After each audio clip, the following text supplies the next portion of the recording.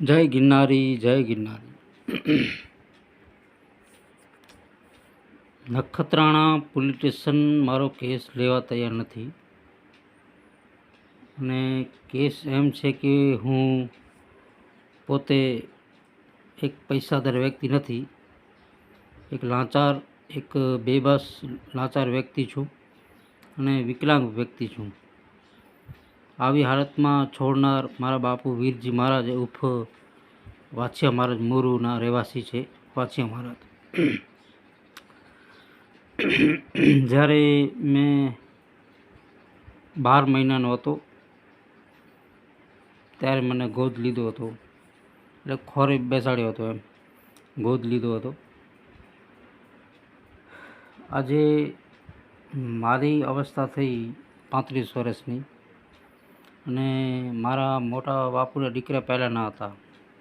12 વર્ષના દીકરાના હતા. મને 12 મહિનાનું હતું મેં પોતે, એટલે મને ગોદ લીધો હતો. ત્યારે એના દીકરા થયા 18 વર્ષના, ત્યારે હવે મને કાઢી નાખવામાં આવ્યો છે ઘરમાંથી.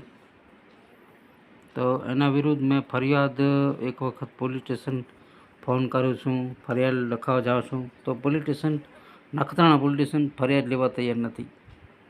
તો હવે મારે શું કરવું એમ.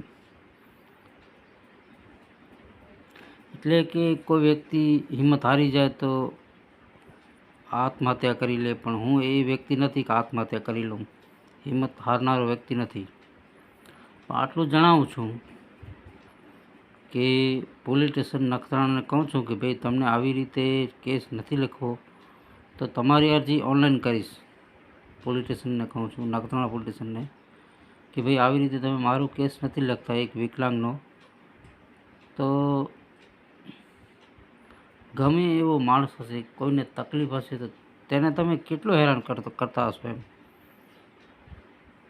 હું પોતે એક લાચાર છું, વિકલાંગ છું, બરાબર.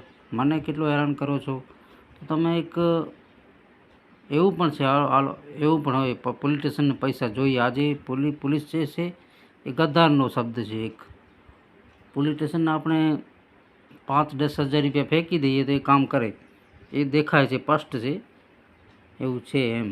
પણ આપણા કંઈ પૈસા છે નહીં.